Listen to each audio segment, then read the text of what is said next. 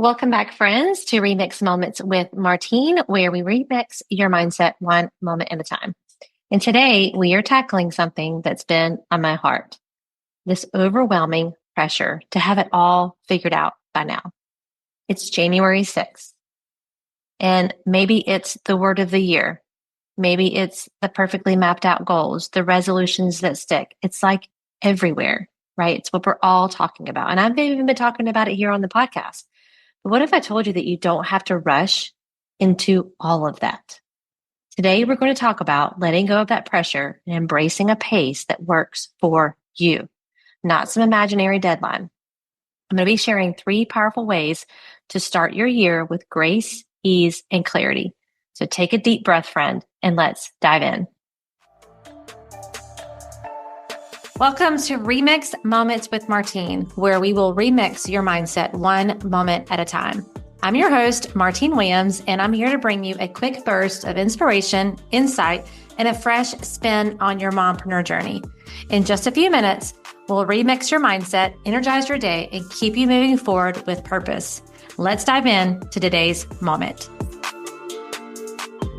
So let's start with this myth that everything needs to be sorted out by January 1. Like, who decided that January 1 is the only day for fresh starts? Here's the truth. There's nothing magical about that date, friend. What matters more is when you decide to start your year. Starting your year when you have the clarity and intention, not just because the calendar flipped, is far more sustainable. So I want you to think about this. Studies show that only 9% of people actually stick to their New Year's resolutions. Like, why do we even still set them, y'all? Why is that? Because they often set them in a rush without a clear plan or a deep connection to what truly matters to them. It's just like the thing they're supposed to do, right? It's the thing you're supposed to do. I'm supposed to create a word of the year. I'm supposed to create the resolutions. But as Albert Einstein said, life is like riding a bicycle. To keep your balance, you must keep moving. But here's the key. You get to decide how fast or slow you move. I want you to take a moment to reflect. Are you feeling overwhelmed right now because you think you're behind? Or are you simply moving at the pace that works for you? There's no right or wrong answer here. But the reminder here is simply you are not behind. Now let's talk about the power of starting slow. Have you ever jumped into a new goal or resolution like full of enthusiasm? I was talking to a client today and she's like, I was so excited. I jumped into some new habits today, like walking and exercising and eating healthy and all the things. She was just full of enthusiasm. Have you ever jumped into a new goal or resolution with that same enthusiasm only to lose steam a few weeks later? It's very, very common. It happens because when we rush, we don't give ourselves the foundation we need for the consistency. Starting slow allows you to build habits that actually stick. Let's think about a marathon. If you sprint from the starting line, you'll burn out before you hit mile 5, right? But when you pace yourself, you can go the distance. So here's an actionable step that I want you to think about. Instead of trying to map out the whole year right now, I want you to focus on the next 30 days. I want you to ask yourself, what is one small habit I can build this month? And maybe it's a habit of thought that you need to start with first. Remember, our thoughts produce our emotions create our actions or inactions. So maybe the one small habit you can build this month is the habit of thinking about what you're thinking about, knowing that having productive, healthy thoughts is going to produce productive, healthy habits. Or maybe what is one goal you can test out without committing fully? Like, you're being curious. You're going to test out some new things in the next 30 days. And as Annie Dillard beautifully put it, how we spend our days is, of course, how we spend our lives.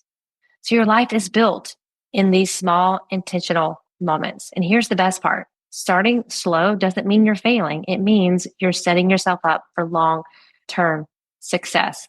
So I want you to take a deep breath if you've been feeling behind, if you've been feeling like everyone else has got it together and I don't have even, it's January 6th and I have no idea what I'm doing. Like, I take a break after the holidays. And sometimes coming off of break, while it's restorative and reflective and kind of gives my brain a break, coming back into the work, coming back to my office, like it takes me a minute to get my brain back onto work and back onto being CEO. And I get super excited about it.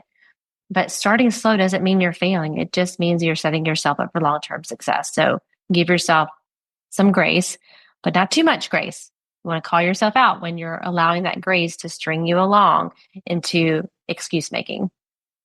So the final piece of this puzzle is giving yourself permission to pivot. So I think a lot of times when we start up with resolutions or setting priorities, I'm not a big resolutions girl.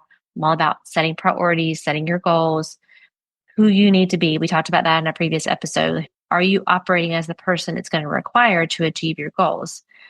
But sometimes we don't set the goals because we're afraid it's going to be set in stone. And so I want you to think about this final piece is giving yourself permission to pivot. This is a big one because so many of us feel guilty or like we're failing when we change course, when we decide this is no longer the goal. But the truth is, growth requires flexibility. Your goals should grow and evolve with you.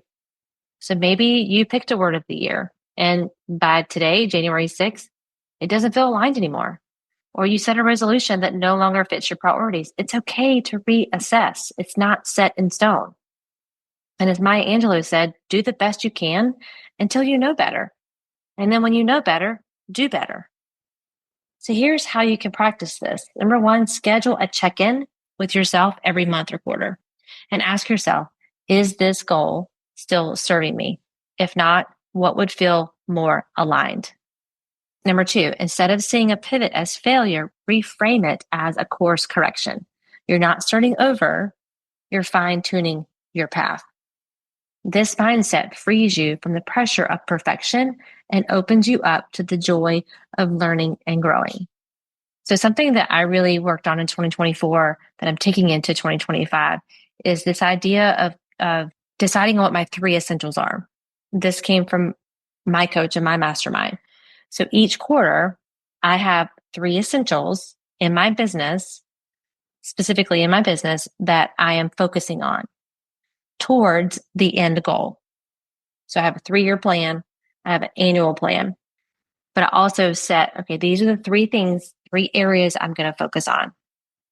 Because the other thing is when we try to have it all figured out and all mapped out, and we want to try to tackle all the areas that we want to improve upon or grow in 2025 or in the year, that's where the overwhelm comes in. So I want you to be thinking about and scheduling that check-in with yourself every month and decide, are these 3 essentials or are these things I'm working on, these goals that I'm working on, are they still in alignment with where I want to go? So here's your permission slip for 2025. Number 1, challenge the myth of the January 1 deadline. Embrace the power of starting slow. Sometimes we have to slow down to speed up. What does that mean? Slow down to assess, to align, and make sure that your ladder is leaned up against the right wall. And number 3, give yourself permission to pivot when you need to. This year doesn't have to start with a bang. It can start with a breath, a moment of reflection, and the courage to take one small step at a time. So if this episode resonated with you, I'd love for you to share it with another mompreneur who might need this reminder today. I know there's a lot of you out there. That's why I wanted to do just a quick little episode today to help you take a breath and relieve the pressure and to reframe your mind that you are not behind. You are figuring it out. And some of us, it takes a little bit longer, and that's okay. Give yourself grace to do that. So I'd love to hear how you're remixing your mindset this week on this topic. Come find me on Instagram at Martine31Williams. I am coming back. I'm not 100% fully back, but I am starting to show up more there. And remember, it's not about perfection. It's about progress. You've got this. I'm cheering you on every step of the way. And if you need or would love some more support in 2025, I'm your girl. Go to martinewilliams.com or go to the show notes and book your free clarity call. This is a great opportunity for you to have someone help you to assess and align your goals with where you are, where you want to go next, and then how you're going to get there. And that is what we do on the clarity call. So until next time, I'm believing in you always. Well, that's it, friends, for this remix moment. Thanks for spending a few minutes with me, and I hope that you are feeling inspired and ready to take on whatever comes your way. Remember, even small moments can lead to big changes.